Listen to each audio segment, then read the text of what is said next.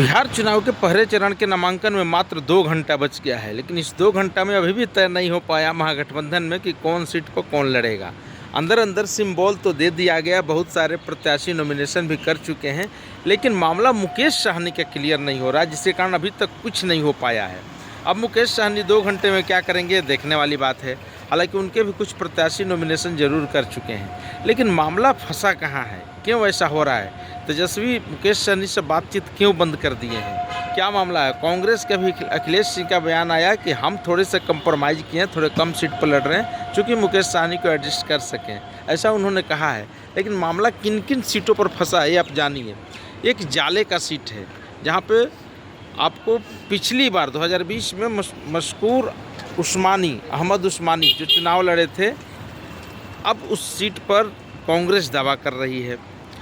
कांग्रेस को नहीं मिला, लेकिन राजद दावा ठोक दिया और वहाँ से ऋषि मिश्रा जो स्वर्गीय ललित नारायण मिश्रा के पोते हैं उनको उतारने की बात करें। इसी को लेकर के जाले सीट फंसा हुआ है और उस पर एनडीए के पहले से यहाँ जो नगर विकास मंत्री हैं वो जीवेश मिश्रा वो ताल ठोक रहे हैं।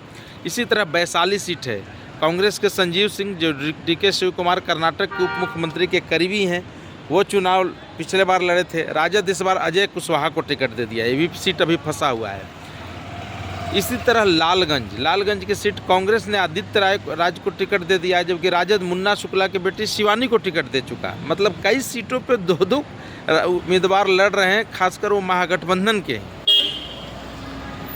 आगे का देखें तो वारसलीगंज में कांग्रेस मंटन सिंह को टिकट देना चाह रही है, राजद अशोक मेहता की पत्नी को टिकट दे दिया। मतलब दोनों सिंबल दे दिया, दोनों नॉमिनेशन भी कर रहे हैं। अब देखिए कितना मज़ेदार कहानी है। नरकटियागंज इसी तरह से राजद वहाँ जादव को उतारना चाह रहा है और कांग्रेस जो है ब्राह्मण चेहरा को उतारना चाह रहा है, इसी में ये भी सीट फंसा हुआ है।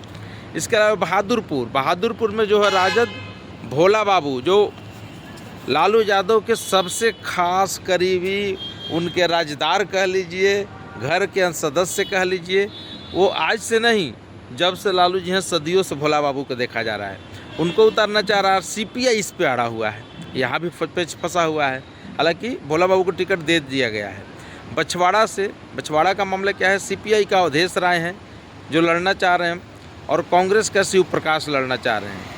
पिछले बार शिव प्रकाश गरीबदास इनका पूरा नाम है, ये दोनों लोग नामांकन कर चुके हैं, लेकिन अब होगा क्या ये भी देखिए। इस तरह से कई ऐसी सीटें हैं जिस पे पेच फंसा हुआ है और महागठबंधन इसको निपटाने में लगा हुआ है। लेकिन अब महज 2 घंटे बच गए हैं, 2 घंटे में कितना निपटा पाएंगे, कितना कर पाएंगे, ये देखने वाली बात होगी।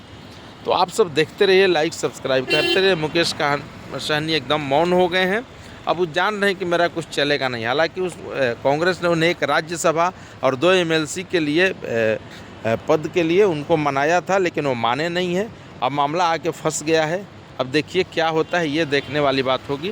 हालांकि अब तक कुछ क्लियर नहीं हो पाया है, अब महज 1.5 घंटा ही समय लगभग बच चुका है। तो देखिए क्या होता है। पूरा महागठबंधन बिखरा हुआ है, पेच फंसा हुआ है। एनडीए में सब कुछ ठीक ठाक है। आज अमित शाह दहाड़ रहे हैं, छपरा में सारण से चुनावी अभियान का शंखनाद भी कर दिया है और माननीय मुख्यमंत्री से मिल करके उस बयान को भी ठंडा करने की कोशिश की है जिस पर घमासान मचा हुआ है। धन्यवाद। सब देखते हैं, लाइक सब्सक्राइब जरूर करिए भूषण भोजपुरिया चैनल को।